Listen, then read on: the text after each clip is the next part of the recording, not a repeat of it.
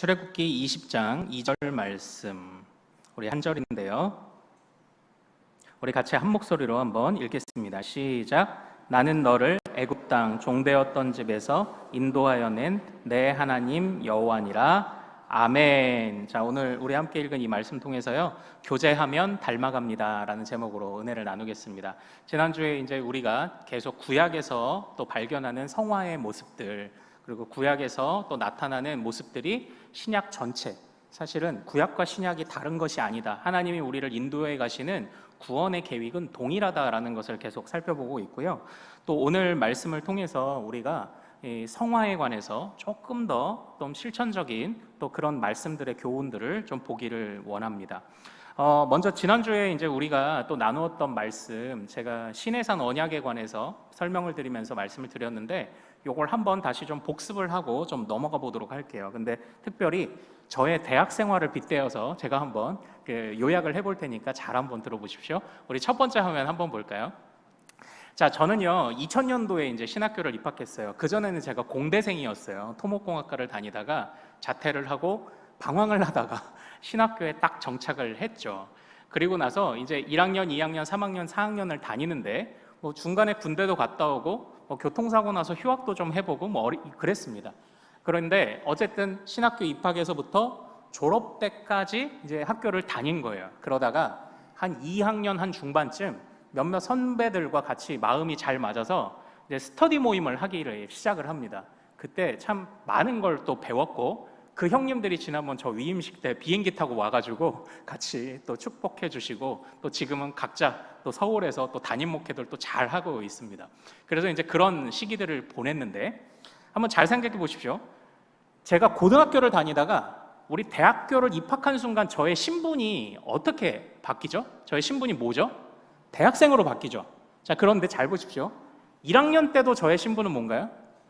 대학생이죠. 2학년 때는요? 대학생이죠. 3학년 때는 대학생이죠. 4학년 때는 대학생이에요. 제가 스터디를 하면서 열심히 공부했다고 해서 제가 갑자기 대학원생이 되나요? 그건 아니죠. 그냥 여전히 공부 잘하는 그냥 대학생이 되는 거죠. 바로 그렇습니다. 그런데 이걸 한번 다음 화면으로 한번 이렇게 또 설명을 해볼 수 있을 것 같아요. 대학생이라는 저의 신분은 그냥 입학때서부터 쭉 이어지죠. 그냥 저는 계속 대학생입니다. 1학년, 2학년, 3학년, 4학년 계속 대학생이에요. 그러나 신분은 달라지는 게 없는데 저의 학문적 깊이는 어떻게 되나요? 이제 서서히 배움이 많아질수록 증가하다가 또 특별하게 애쓰고 노력했을 때 또 급격하게 이렇게 증가를 하게 되죠. 그러니까 제가 저 스터디 모임을 하면서 이제 공부를 할 때 제가 신분이 뭐 바뀐 건 아니에요. 갑자기 대학원생 되고 그런 건 아니에요. 근데 제가 어떻게 됐냐면 자랑스러운 대학생이 됐어요. 교수님과 저희 부모님들에게 자랑스러운 이제 대학생이 되는 거죠. 대학생이라는 신분은 똑같은데 저의 학문의 깊이가 깊어질수록 대학생다워지는 거예요. 정말 대학생다워지는 겁니다. 뭐 이건 다 이해하실 수 있죠. 누구나 이제 어려움이 없으시겠죠. 이걸 이제 우리의 신앙의 여정으로 좀 한번 대입을 해보죠. 자, 우리가 믿음의 시작에서부터 우리가 주님께 부름받은 그 순간부터 우리의 신분은 하나님의 구원받은 백성인 줄로 믿습니다. 지금의 우리의 신분은 뭐죠? 구원받은 백성이에요. 우리가 하나님을 처음 믿었던 그때도 신분은 뭐다? 구원받은 백성. 지금은 신분이 뭐다? 구원받은 백성. 우리가 죽기까지 우리의 신분은 뭐다? 구원받은 백성이에요.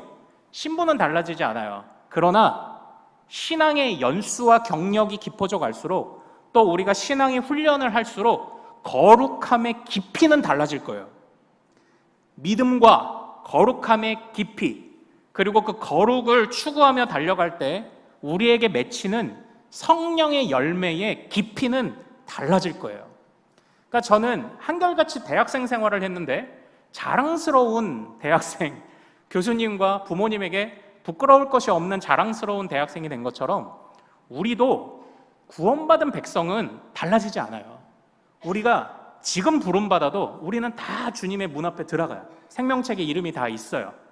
바로 우리는 그런 자격을 가졌어요. 그러나 하나님이 이 땅 가운데 우리를 남겨두신 동안 우리는 이 거룩의 깊이가 깊어져 가야 됩니다. 이 거룩의 깊이가 깊어져 가고, 그리고 점점 성령의 열매를 맺는 과정이 뭐다? 이게 성화예요, 성화. 그래서 끝까지 최종 완성, 졸업까지. 그래서 이제 오늘 제가 주보에 어떻게 했죠? 입학부터 졸업까지. 우리 한결같이 믿음으로 달려가는 거예요. 입학만 했다고 해서 만족할 것도 아니고 졸업 때까지 우리는 제대로 된 정말 자랑스러운 그리스도인, 자랑스러운 하나님의 백성이 되기 위해 성장해 가야 한다. 이게 우리의 중요한 갈망이어야 한다. 이게 진짜 믿음 생활을 참되게 하는 일이다. 제가 이제 이렇게 지난주에 말씀을 드렸습니다. 자, 그래서요, 우리가 이렇게 거룩함이 깊어져 가야 된다라는 것을 성경도 우리에게 보여주고 있죠. 자, 우리 모세오경, 창세기, 출애굽기, 레위기, 민수기, 신명기 이 5가지 중에 하나님의 기준을 명확하게 보여주는 성경이 뭐라고 말씀드렸죠? 바로 가운데 있는 레위기예요. 레위기. 3번째 등장하는 레위기가 하나님의 분명한 기준을 알려주죠. 자, 다음 화면 한번 볼까요? 하나님의 기준 같이 읽습니다. 시작. 나는 너희의 하나님이 되려고 너희를 애굽 땅에서 인도하여 낸 여호와라. 내가 거룩하니 너희도 거룩할지어다. 아멘. 이렇게 되어 있어요. 그러니까 우리는 어디까지 성장해야 되는 거죠? 하나님의 거룩하심까지 우리가 나아가야 되는 거예요. 그러니까 우리가 신부는 한결같아요. 그러나 우리의 거룩함이 깊어져 가야 돼요. 어디까지? 하나님의 거룩하심까지. 그게 신앙생활에 마땅히 우리가 따라가야 할 신앙의 여정입니다. 자, 그런데 여기에서 이제 중요한 게 뭐냐? 그게 율법이에요. 오늘 저는 이 율법에 관한 오해도 조금 이렇게 벗겨드리고 싶고, 이 율법이 오늘날 우리에게 얼마나 중요한지 그것들을 좀 한번 생각해 보길 원하고, 또 율법을 잘 이해하면 오늘날 우리의 말씀 생활을 우리가 어떻게 할 것인가도 좋은 힌트를 얻을 수 있어요. 자, 그런데 안타까운 사실은 이 율법이 조금 우리에게 좀 부정적으로 또는 지나가서 쓸데없는 것으로 비춰지는 때가 많다라는 겁니다. 한번 제가 질문을 드려볼게요. 자, 오늘 여러분들 율법을 지킵니까? 안 지킵니까? 이렇게 하면 대답하기 어려우시죠? 그런데 이따가도 나오겠지만, 그럼 제가 이렇게 표현을 바꿔볼게요. 하나님의 기준을 따라 살아갑니까? 살아가지 않아야 합니까? 살아가야 되죠. 요건 대답하기 쉬우시죠? 하나님의 기준을 따라 살아간다. 요건 대답하기 쉽죠. 당연히 그래야지. 그런데 율법이 하나님의 기준이에요, 사실. 율법이 하나님의 기준입니다. 우리 하나씩 좀 생각해 보죠. 때때로 이제 신약 성경에 그 사도 바울이 기록한 바울 서신의 몇 군데에서 율법이 폐하여졌다, 이제 이런 표현들이 등장해서 우리가 그 율법에 관해서 조금 부정적인 또는 지나가서 이제는 필요 없는 것으로 생각하는 경우들이 많아요. 그러나 성경을 보면요, 이 율법을 얼마나 기뻐했는지, 사람들이 율법을 너무나도 기뻐했다는 그런 구절도 이 안에 등장하거든요. 우리 다음 화면 한번 좀 볼까요? 시편 말씀입니다. 같이 한번 읽습니다. 시작. 주의 법이 나의 즐거움이 되지 아니하였다면 내가 내 고난 중에 멸망하였으리이다. 내가 주의 법도들을 영원히 잊지 아니하오니 주께서 이것들 때문에 나를 살게 하심이니이다. 아멘. 네. 사실 이 율법이라고 되어 있는데 이 율법을 어떻게 한다? 즐거워하는 사람이 있다는 거예요. 그럼 이걸 우리가 율법을 어떻게 바라봐야 될까요? 한쪽에서는 율법을 조금 부족하거나 또는 부정적으로, 또 한쪽에서는 이렇게 법을 좋아하는데 우리가 율법을 참 어떻게 이해하면 좋을까요? 이제 화면을 내려주셔도 됩니다. 이제 오늘 말씀을 통해서 하나하나 좀 생각을 해보죠. 오늘 우리가 읽은 이 본문 말씀은요, 하나님께서 시내산에서, 그러니까 지금 이스라엘 백성들을 애굽에서 탈출시켜서 시내산에서 지금 그들로 머물게 하신 이후에 모세를 대표로 부르셔서 산꼭대기에서 주신 말씀이에요. 그런데 이 십계명은 뭡니까? 말하자면 너희들 지키라라는 10가지 명령이잖아요. 명령. 10가지 명령이잖아요. 그런데 이 십계명에 지난주에도 우리가 살짝 살펴봤지만 십계명의 1계명부터 10계명의 내용을 아는 것보다 더 중요한 게 뭐냐면 바로 오늘 본문 20장 2절입니다. 우리 20장 2절을 다시 한번 같이 읽어보도록 하겠습니다. 자, 시작. 나는 너를 애굽 땅 종되었던 집에서 인도하여 낸 내 하나님 여호와니라. 아멘. 그러니까 지금 이 율법이 어떻게 주어졌는지를 잘 보십시오. 그러니까 이게 사실 영어로는 그냥 말 그대로 법이에요, 법. 예, the law 이렇게 그냥 번역이 되는데 우리는 이걸 굳이 율법이라고 이렇게 좀 번역을 했어요. 이 율자가 법칙 율자라고 하더라고요. 법칙 율자. 근데 이것도 뭐 이유가 있는 것 같더라고요. 근데 어쨌든 하나님이 지금 이 십계명이 율법의 요약이에요, 말하자면. 그리고 이제 이후에 이 십계명을 가지고 풀어서 설교를 하시는 게 이제 신명기이고 그래요. 나머지 부분인 거예요. 그러니까 이 십계명은 율법의 요약판인 건데 이 율법을 주님이 왜 주셨냐 한번 생각을 해보죠.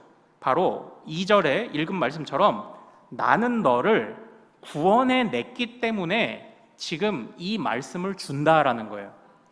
그러니까 이 말씀을 잘 지킨다고 해서 구원 받는 건 아니에요. 이미 구원받은 자에게 주시는 명령인 거죠. 그런데 이게 단순한 명령이 아니라 우리가 지난주에 어떻게 살펴봤죠? 주님의 언약이라는 것 안에서, 언약 안에서 지금 이 말씀이 주어졌다고 나타났잖아요. 이 말씀은요, 단순하게 내가 너 구했으니까 내가 이제부터 너한테 갑질을 좀 할 거야, 10가지로 갑질을 할 거야, 이런 의미가 아니에요. 내가 너를 구원했고 그리고 너를 내 백성, 제사장 나라, 거룩한 백성, 내 소유 삼았으니 이제부터 너희가 이 말씀대로 살아야 바로 내 백성이야. 지금 이 이야기를 하시는 거예요.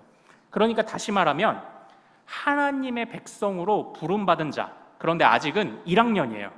1학년이 4학년으로 무르익어 갈 수 있도록 좋은 교과서를 주셨는데 이 교과서가 율법인 거예요. 그러니까 율법을 어떻게 해야 되겠어요? 잘 배워야 되겠죠.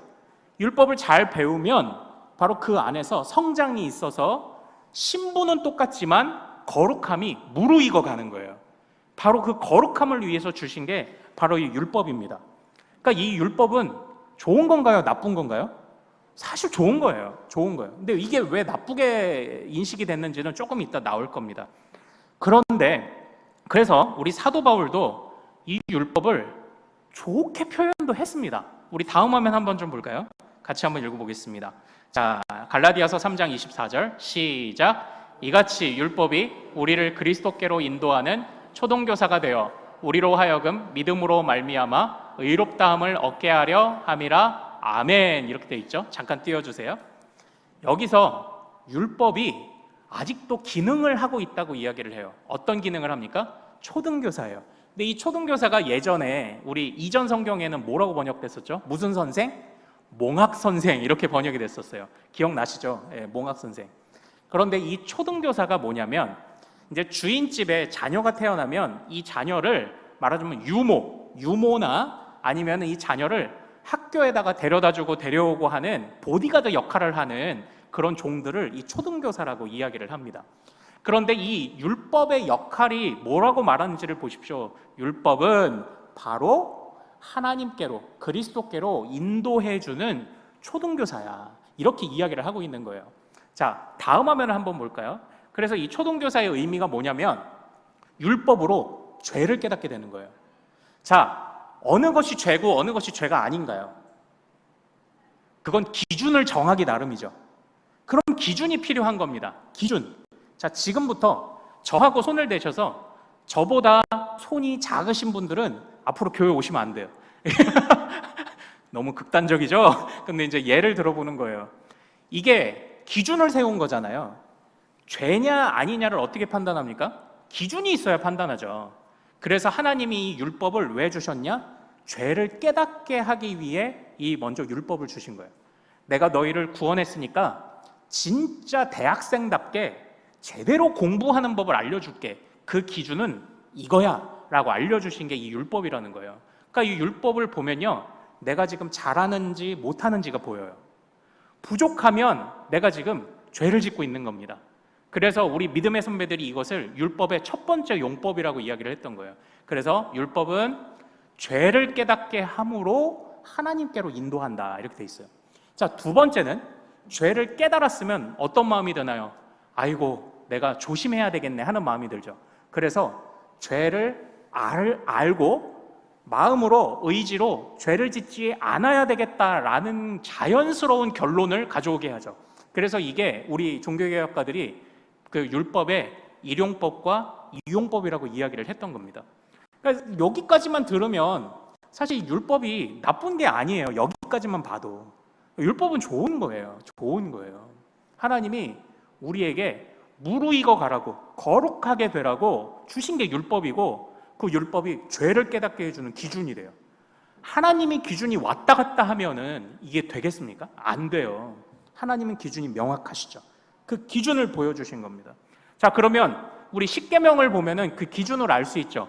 우리 3절부터 읽지는 못합니다. 길어서 3절부터 8절까지 보면 1계명부터 4계명이 있어요. 우리 3절만 대표로 한번 읽어볼까요? 자, 시작. 너는 나 외에는 다른 신들을 내게 두지 말라. 자, 1계명부터 4계명 8절까지는 누구를 사랑하라는 말씀입니까? 하나님 사랑. 잘하시네요. 하나님 사랑이에요. 하나님 사랑. 자, 그러면 12절부터 17절까지 5계명부터 10계명은 누구를 사랑하라는 말씀입니까? 이웃 사랑하라. 아유, 잘하시네요. 예, 잘 아시네요. 바로 그거예요. 하나님이 명확하게 기준을 주셨는데 그걸 10가지로 주신 거예요. 하나님 사랑과 이웃 사랑. 그걸 알려주신 거예요. 아니, 주님이 이 기준을 알려주셨는데 이게 왜 나쁜 거겠어요? 좋죠.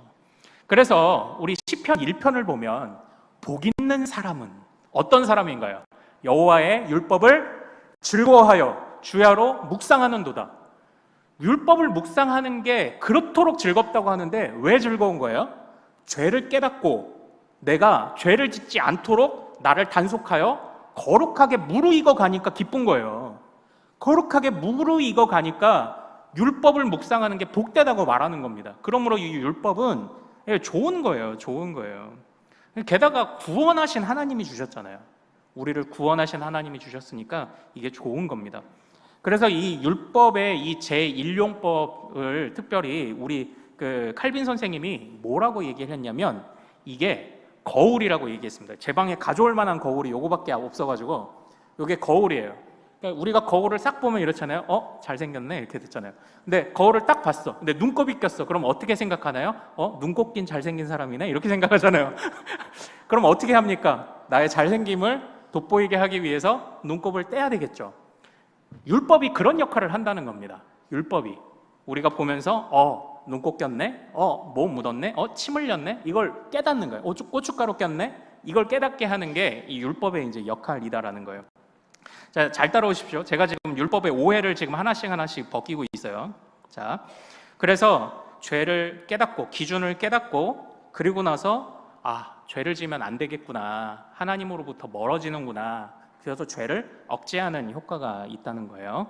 자, 그런데 이 율법이 이미 등장하기도 했지만 우리 갈라디아서 3장 24절 다음 화면을 다시 한번 또 봅시다. 같이 한번 또 읽겠습니다. 시작. 이같이 율법이 우리를 그리스도께로 인도하는 초동교사가 되어 우리로 하여금 믿음으로 말미암아 의롭다함을 얻게 하려 함이라. 아멘. 이 율법이 초등교사라고 했잖아요. 율법은 우리를 학교로 데려다 주는 것까지예요. 학교에 정작 가서 공부는 누가 해야 돼요? 내가 해야 돼요. 그런데 내가 어떤 습관을 가진 사람이다?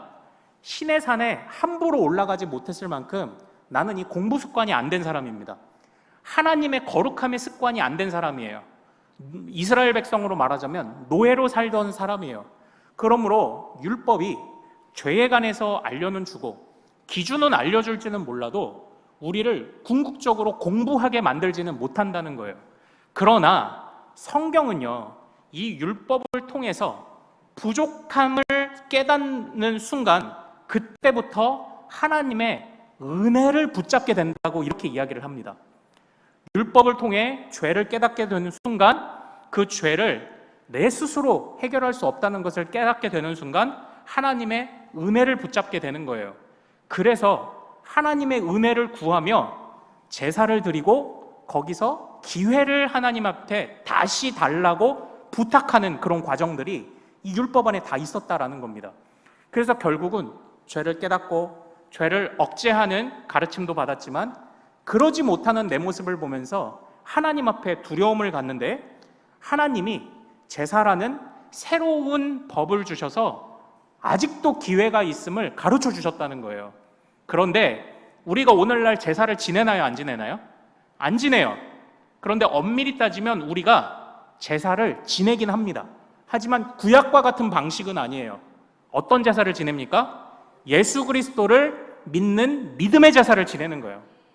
그러니까 교회는 믿음 외에는 강조할 게 없어요. 믿음의 제사를 지내야 예수 그리스도라는 영원한 대제사장 대신 영원한 어린 양께 우리가 예수 그리스도의 십자가 은혜를 힘입어 믿음의 제사를 드리는 겁니다. 우리가 그 예수를 믿으면 우리가 더 이상 구약의 제사를 드리지 않아도 우리는 하나님 앞에 용서함 받으며 우리는 다시 기회를, 은혜를 주시는 하나님께 나아갈 수 있습니다. 이걸 이제 깨닫게 된다는 거예요.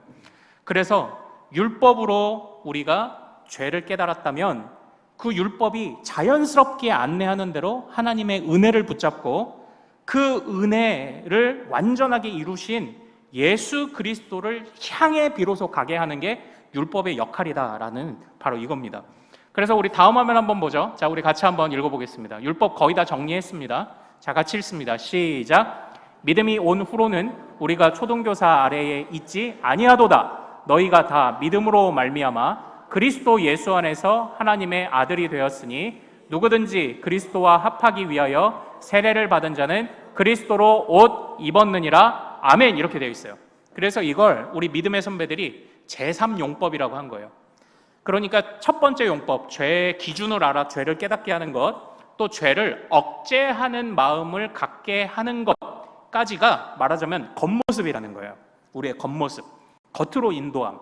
그러나 정작 그것을 따를 수 없는 우리를 발견하게 되었을 때 바로 영원한 제물 대신 예수 그리스도 앞에서 우리가 믿음을 드려야 바로 우리가 정말 주님께서 용서하시는 것과 주님이 우리 마음속에 빚어가시는, 그래서 우리 예수님을 뭐라고 말합니까? 어떤 교사? 내적 교사다.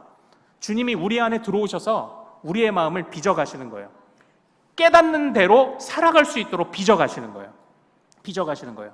이 일들을 하나님의 말씀과 말씀으로 역사하시는 삼위 하나님이 이 일을 이루어 주신다라는 것이 이게 지금 성경에 가진 율법의 그 의미인 거예요. 그러니까 사실 잘 따져보십시오. 율법은 오늘날 우리도요 지켜야 돼요. 그런데 율법 안에서 죄를 깨닫게 하는 것, 기준이 뭐라고 했습니까? 누구를 사랑해라? 하나님을 사랑해라. 또 누구를 사랑해라? 이웃을 사랑해라. 이거 오늘날 우리가 버려야 되나요? 아니요. 우리 주님도 율법 교사가 와서 가장 큰 율법의 강령이 무엇이냐 물을 때 이 두 가지를 말씀하셨잖아요. 그대로 가서 살아내라고 말씀하시며 선한 사마리아의 비유를 들려주신 것 아닙니까? 그러니까 이건요 아직도 우리에게 유효합니다. 율법의 의미는요. 그러나 우리가 오늘날 구약 율법대로 지키진 않죠. 우리는 그리스도 안에서 믿음의 율법을 지키는 거예요. 표면적으로 이렇게 세상의 도덕이나 아니면 시민 의식이나 아니면 예의범절 같은 것들에 관한 것은 우리가 지금도 따라갈 수 있죠.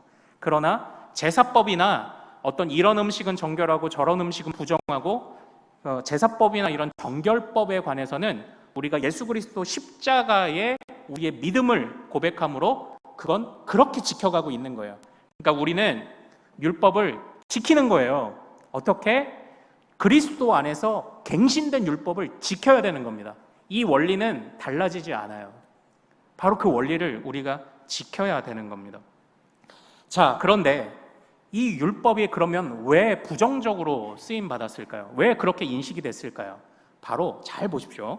제가 예전에 이 출애굽기 20장 말씀을 이전에 작년 수요 예배 때 한번 제가 설교한 적이 있었어요. 그때 제가 어떤 비유를 들었냐면 결혼의 비유를 들었어요. 제가 자주 드는 비유죠.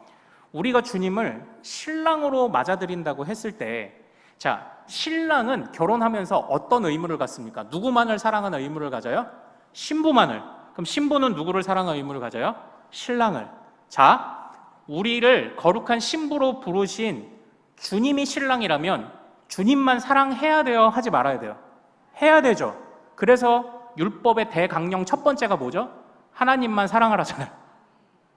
어렵지 않아요. 그러면 또 내가 이제 결혼을 했어. 그러면 내 아내만 사랑하나요? 처가 식구들까지 내가 챙겨야 되나요?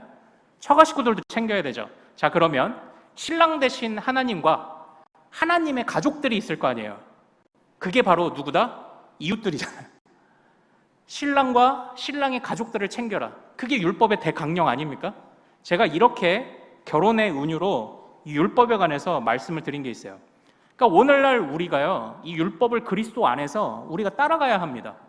제사를 똑같이 지내는 것은 아니지만 율법의 정신, 죄를 깨닫고, 그러니까 말씀을 묵상할 때도 이 원리를 여러분이 쓰셔야 됩니다. 첫 번째, 말씀을 읽었다? 그러면 내 죄를 깨닫고, 그리고 그것을 통해 우리의 마음이 달라져야 할 것들, 그리고 우리 마음속에 거룩한 싸움이 일어나도록 간구하고, 그러나 내 힘만으로 돼요, 안 돼요? 안 돼요. 그럼 어떻게 해야 됩니까? 은혜를 구하는 거예요. 그때부터. 이게 말씀을 묵상하는 정확한 방법이에요. 그런데 어디서부터? 구약에서부터 하나님이 율법으로 우리에게 이것을 지도해 주셨다라는 겁니다. 그러니까 이 율법을 주신 것을 보면요, 이 율법은 구약에서부터 시작에 이르기까지 한결같이 주님은 내가 너 구원했어, 새로운 신분을 얻었어로 끝나지 않기를 원하세요.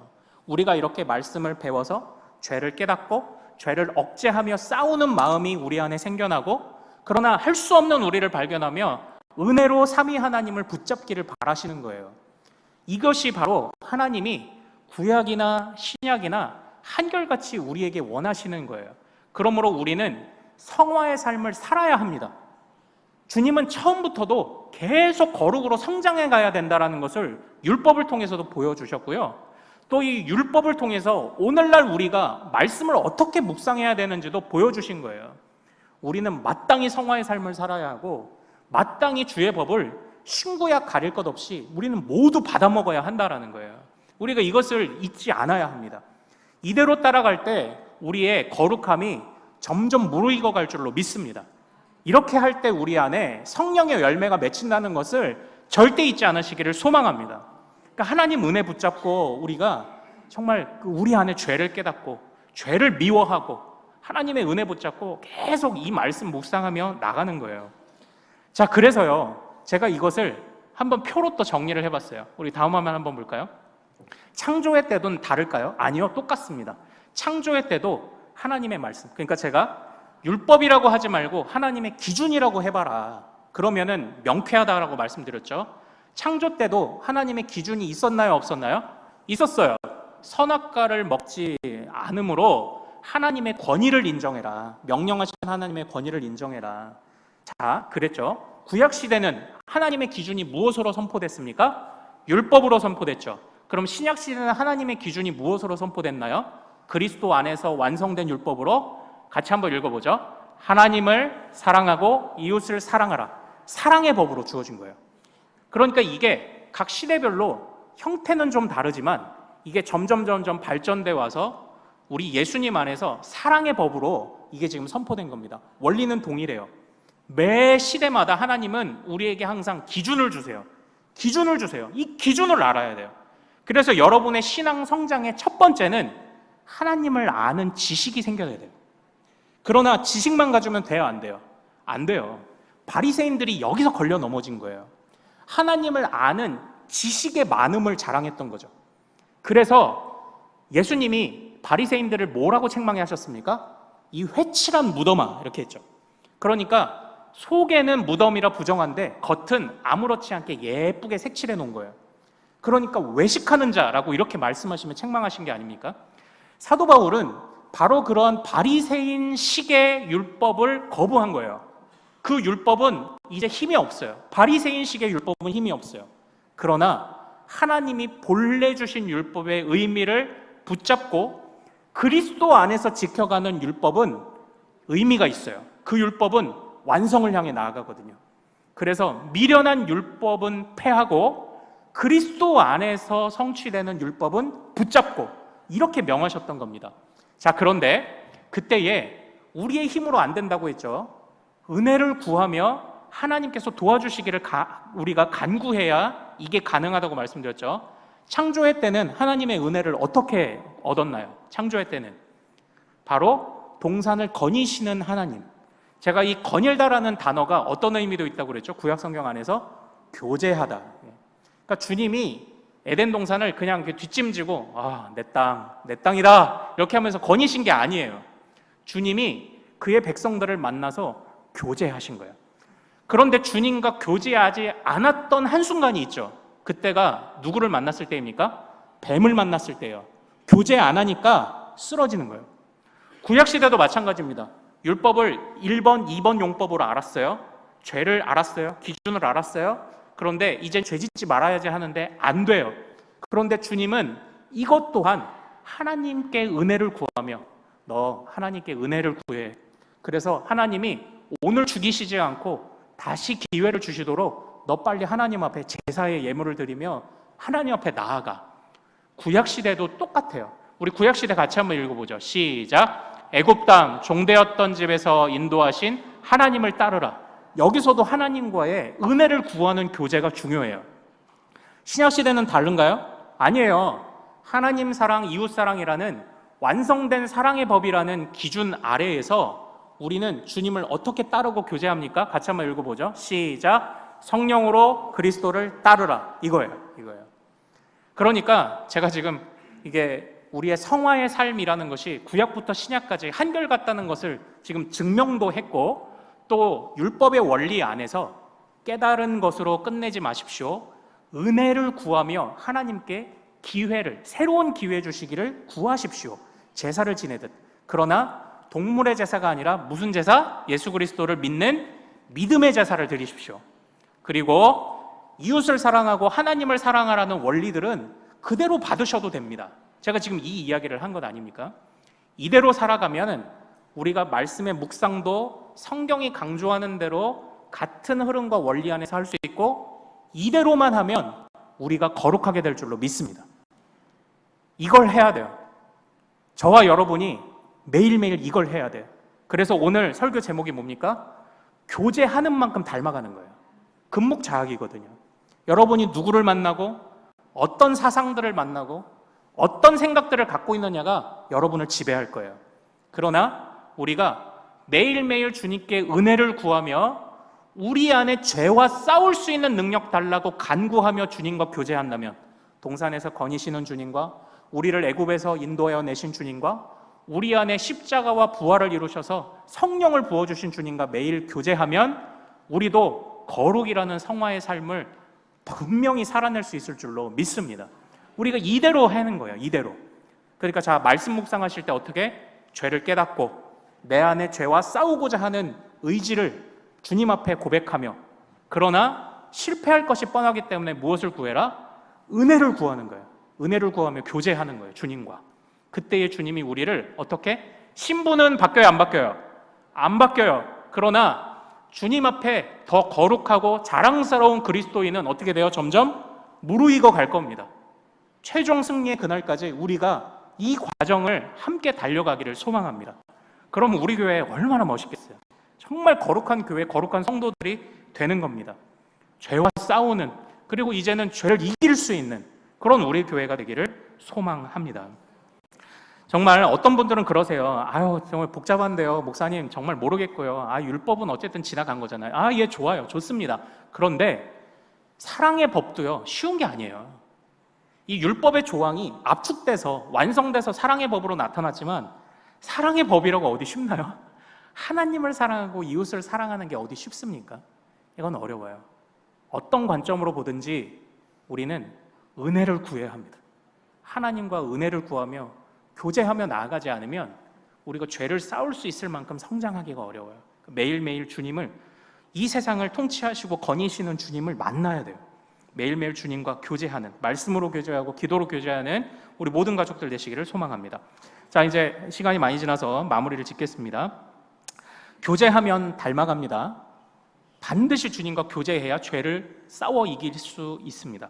자, 그런데 오늘은 무슨 날입니까? 오늘은 맥추감사주일이에요. 사실 어떻게 보면 오늘 말씀이 맥추감사주일과 전혀 동떨어진 말씀 같아 보이기도 하겠지만, 그래도 맥추감사주일과 연관되는 그런 말씀이라고 저는 또 생각을 했었습니다. 우리나라가 지금 지키고 있는 이 맥추감사절은요, 성경에 있는 맥추절과는 달라요. 예. 성경에는요, 이 거두는 곡식과 관련해서 두 가지 절기가 있습니다. 첫 번째는 바로 초실절이 있어요. 그리고 두 번째는, 이건 진짜 첫 열매를 거두는 때죠. 두 번째는 초실절 이후부터 쭉 추수를 해와서 그것을 저장하는 수장절이 있어요. 근데 초실절이 언제게요? 초실절이 6월절이에요. 6월절. 그래서 우리 주님이 6월절 어린 양도 되셨고 첫 열매 되셨다고 그렇게 얘기를 하는 거예요. 그런데 우리 6월절부터 오순절 50일이 지나고 나서 누가 오셨죠? 성령이 오셨죠. 그래서 성령 강림절인데 원래 이 오순절이 77절이라고 해서 수장절이에요. 그러니까 초실절 6월절 때부터 곡식을 거두기 시작해서 50일 동안 걷어서 마지막 수장절에 그 곡식을 저장해요. 그러니까 날짜로 따지면 우리가 오늘날 지키고 있는 한 5월 어간에 있는 성령 강림절이 이스라엘로 보면은 사실상 맥추절이자 그리고 또 수장절이에요. 근데 참고로 여기서 이제 이 맥추절은 보리를 거두는 때는 아니고요, 밀을 거두는 때입니다. 우리 밀에는 또 다른 이름이 있죠. 밀가루를 우리가 뭐라고 말하나요? 소맥분 이렇게 말하죠. 네, 밀가루도 맥자를 써서 말을 하더라고요. 어쨌든 밀을 거두는 때입니다. 그러나 성경은 사실상 우리말 성경이 맥추라고 번역을 했지만 성경은 이 현수막 위에 있는 것처럼 피스트 오브 하베스트, 그냥 추수의 축제라고 이렇게 성경은 그냥 되어 있어요. 어쨌든 성경은 처음 거두는 열매와 그것에 저장을 하는 이렇게 곡식에 관해 두 번의 절기를 지키게 되어 있습니다. 이게 우리 미국으로부터 이어져 왔던 우리 선교사들을 통해서 우리나라 문화 안에서 지금 보리를 처음 거두는 이때에 말하자면 초실절 같은 의미로서의 맥추감사절을, 그리고 수장절 같은 의미로서 우리는 10월 달에 뭘 지키죠? 추수감사절을 그렇게 지키게 되어 있는 거예요. 그러니까 이게 따지고 보면요, 우리에게 허락하신 소득과 열매의 시작과 끝에서 감사하는 바로 그런 절기입니다. 그런 점에서 오늘 우리는 딱 이 6월 말, 7월 초 이렇게 돼서 우리는 상반기를 이제 살아냈죠. 상반기 안에서의 우리가 하나님 앞에 감사를 고백하는 시간이 바로 이 오늘 맥추 감사절의 의미라고 볼 수 있을 것 같아요. 그리고 한 해를 마무리 거의 지으며 감사하는 때가 언제다? 그때가 이제 추수 감사절이죠. 자, 이처럼 우리가 맥추 감사절 또는 추수 감사절을 통해서 육신의 열매를 감사하기도 해야죠. 그러나 우리가 육신의 열매만 구하나요? 아닙니다. 영의 열매도 구해야 합니다. 우리에게 육신의 열매를 주신 하나님이 지난 날들 우리를 인도하셨던 것처럼 영의 열매를 구하는 우리에게도 그 열매를 채우실 줄 믿습니다. 그게 주님의 말씀, 그게 뭐 선악과든 아니면 율법이든 아니면 사랑의 법이든 어떤 것이든 좋습니다. 하나님의 모든 말씀이 우리에게 기준돼서 그 말씀으로 우리에게 영의 양식을 주셔야 우리가 정말 부유한 자가 되는 거예요. 그러므로 우리에게 주시는 육의 양식도 오늘 감사하시고, 그러나 또 어떤 양식?